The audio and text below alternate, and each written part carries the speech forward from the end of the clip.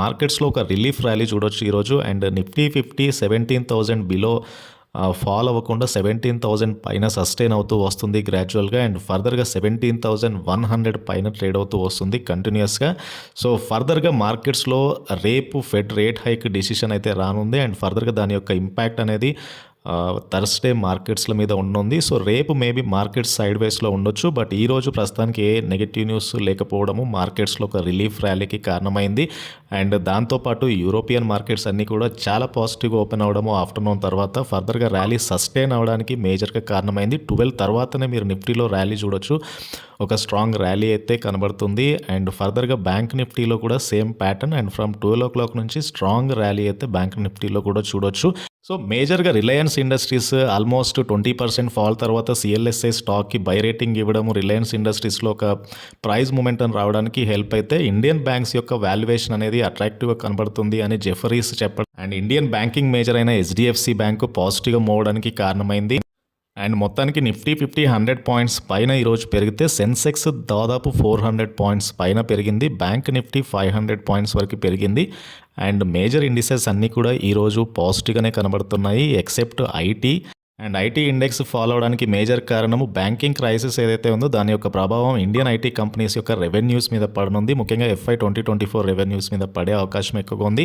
Indian IT కంపెనీస్కి BFSI sector అనేది major revenue source. దాదాపు 40% పైగా రెవెన్యూస్ అనేవి BFSI సెగ్మెంట్ నుంచి వస్తాయి. అండ్ దట్టు US బ్యాంక్స్ నుంచి కూడా ఎక్కువ శాతం రెవెన్యూ వస్తుంది. అండ్ దానికి సంబంధించి మేజర్ ఇండియన్ ఐటీ కంపెనీస్ యొక్క రెవెన్యూ ప్రభావితం అయ్యే అవకాశం ఉంది కాబట్టి ఐటీ ఇండెక్స్లో ఫాల్ చూస్తాం. ఫర్దర్గా ఈరోజు మేజర్గా లాభపడ్డ స్టాక్స్ HDFC లైఫ్ 4% పెరిగితే Reliance 3.5%, Bajaj Finance 3%, Bajaj Auto 3% and Titan 2.5% చొప్పున లాభపడ్డాడు. అండ్ ఇకపోతే major losers Power Grid Corporation 2% fall అయింది, Hindustan Unilever 2%, Britannia 2%, Tech Mahindra 1.5%, TCS 1.2% చొప్పున ఫాల్ అయ్యాయి. స్టాక్ మార్కెట్స్కి సంబంధించి ఫర్దర్ డీటెయిల్స్ తెలుసుకునే ముందు ఛానల్ని మొదటిసారి చూస్తున్న వాళ్ళు తప్పకుండా సబ్స్క్రైబ్ చేయండి, ఈ వీడియోని లైక్ చేయండి and try to join Telegram channel.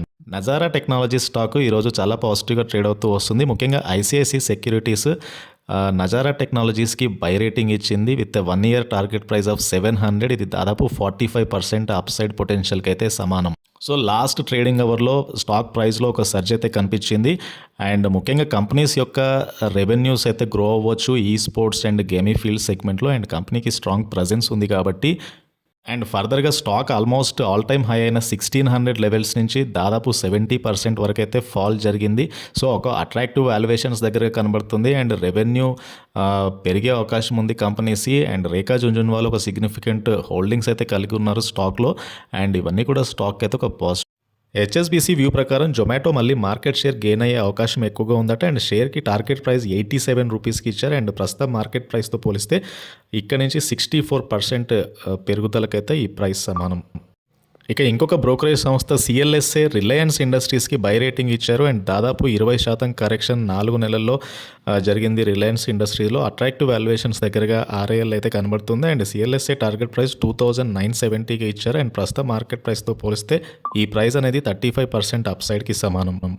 And ఇంకొక బ్రోకరేజ్ సంస్థ BOFA నిఫ్టీకి 18,000 టార్గెట్ ఇచ్చారు ఇయర్ ఎండింగ్. అండ్ ప్రస్తుతం నిఫ్టీ ట్రేడ్ అవుతున్న దాంతో పోలిస్తే కేవలం 6% మాత్రమే అప్సైడ్. ఎర్నింగ్స్ పెద్దగా ఉండకపోవచ్చు Indian companies and subdue performance ఉండొచ్చు. అండ్ దానికి తగ్గట్టే 18,000 ఇచ్చారు బ్యాంక్ ఆఫ్ అమెరికా నిఫ్టీ 50కి.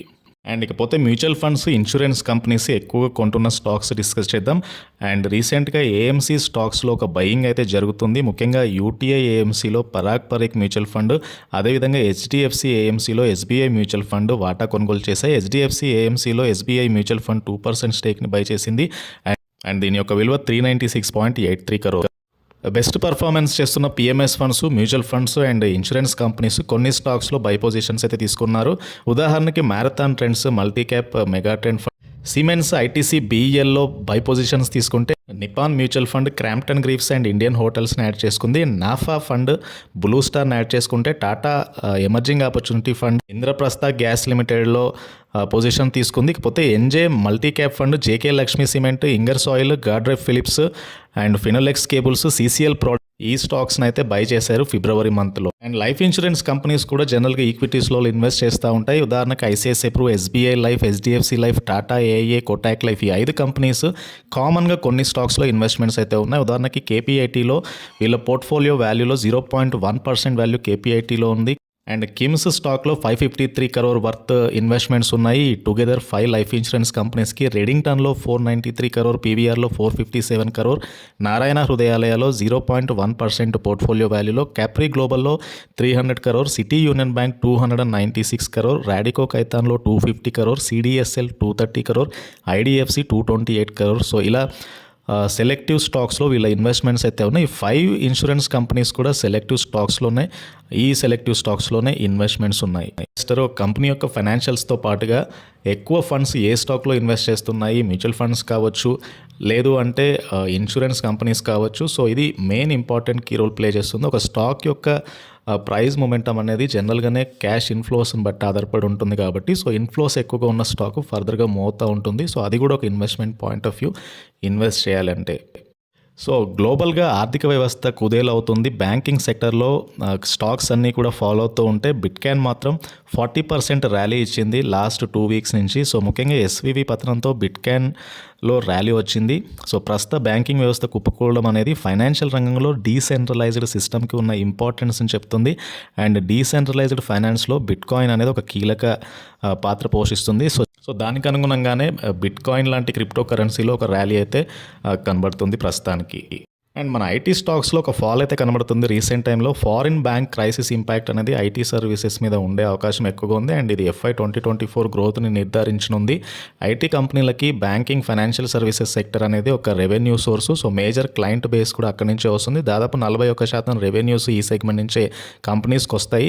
అండ్ ముఖ్యంగా ఐటీ అనగానే ఇండియన్ కంపెనీసే ముందుంటాయి వరల్డ్ వైడ్ కాబట్టి TCS, Infosys, Wipro, HCL, LTI, Mindtree, emphasis లాంటి గ్లోబల్ కంపెనీస్కి SVB, సిగ్నేచర్ లాంటి ఎక్స్పోజర్ అయితే ఉంది కాబట్టి డెఫినెట్గా దీని యొక్క ఇంపాక్ట్ అనేది నెక్స్ట్ క్వార్టర్లీ రిజల్ట్స్లో కనపడవచ్చు. అండ్ దానికి అనుగుణంగా ఐటీ కంపెనీస్ ఒక ప్రావిజన్స్ మీద దృష్టి పెట్టే ఛాన్స్ ఉంది షార్ట్ టర్మ్లో. అండ్ లాంగ్ టర్మ్లో వన్స్ బ్యాంక్స్ అన్నీ మళ్ళీ స్కేల్ అప్ అయిన తర్వాత వచ్చే ప్రాజెక్ట్స్ కూడా ఐటీ కంపెనీలకి అయితే బెనిఫిట్ అవ్వచ్చు లాంగ్ రన్లో. బట్ షార్ట్ టర్మ్లో ఐటీ కంపెనీస్ యొక్క రెవెన్యూస్ మీద ఇంపాక్ట్ అయితే పడనుంది.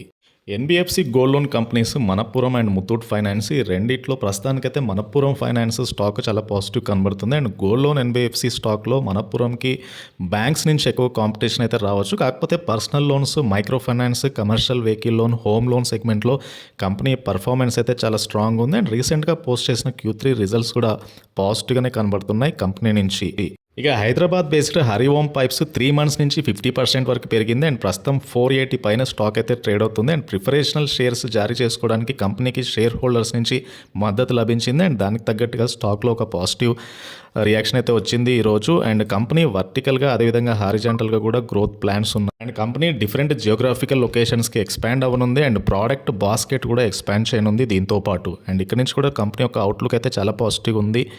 అండ్ రీసెంట్ టైంలో చాలా పాజిటివ్ కనబడుతున్న ఇంకో company sterling and Wilson renewable energy company. And వీళ్ళకి కొత్తగా 2100 కోట్ల ఆర్డర్లు వచ్చాయి NTPC రెన్యూవబుల్ ఎనర్జీ లిమిటెడ్కి సంబంధించి. అండ్ స్టెర్లింగ్ అండ్ విల్సన్ అనేది గ్రీన్ ఎనర్జీ ట్రాన్సిషన్ పార్ట్నర్ చాలా కంపెనీస్కి, అలాగే చాలా కంట్రీస్కి. దాదాపు 28 కంట్రీస్లో వీళ్ళకి ప్రజెన్స్ అయితే ఉంది. సో మెయిన్గా company engineering, procurement and construction EPC division, at the same time operation and maintenance solution ప్రొవైడర్గా ఉంది గ్రీన్ ఎనర్జీ సెగ్మెంట్లో. అండ్ ఇవి ఈరోజు స్టాక్ మార్కెట్కి సంబంధించిన మేజర్ అప్డేట్స్. అండ్ ఈ వీడియో నచ్చితే కనుక ఛానల్ని తప్పకుండా సబ్స్క్రైబ్ చేయండి, ఈ వీడియోని లైక్ చేయండి and try to join Telegram channel.